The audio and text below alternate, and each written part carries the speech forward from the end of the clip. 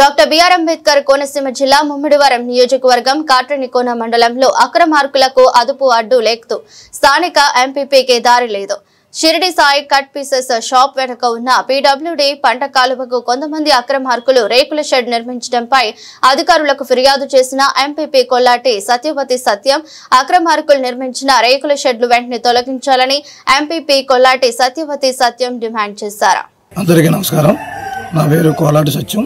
నేను మండల ప్రజా పరిషత్ ఎంపీపీ గారు భర్తని. నేను కాట్రేనికోన షిరిడి సాయి బాబా బట్టల షాప్ బ్యాక్ సైడ్ మేము హౌస్ కట్టుకున్నాం. ఎన్నో లక్షలు ఇచ్చించి ఇక్కడ అన్ని సౌకర్యాలు అనుకూలంగా ఉంటాయని, అన్ని రకాలుగా బాగుంటుందని మా పల్లెటూరు నుంచి వచ్చి ఇక్కడ నివసిస్తున్నాం. ఒక ఆసామి, మా ఇంటి పక్కన ఉన్న ఆసామి విశ్వనాథపల్లి శ్రీహరి అనే ఒక వ్యక్తి రోడ్డు పీడబ్ల్యూ భూమిని ఆక్రమించి షెడ్ కింద వేసేసి ఇంటి ముందు చిన్న గోడ కింద కట్టేశారు.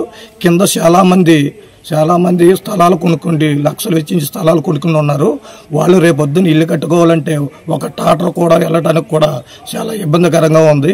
నేను ఈ పీడబ్ల్యూ వారికి కంప్లైంట్ చేసినాను. మీరు దీని మీద తక్షణమే దీన్ని చర్య తీసుకోవాలి.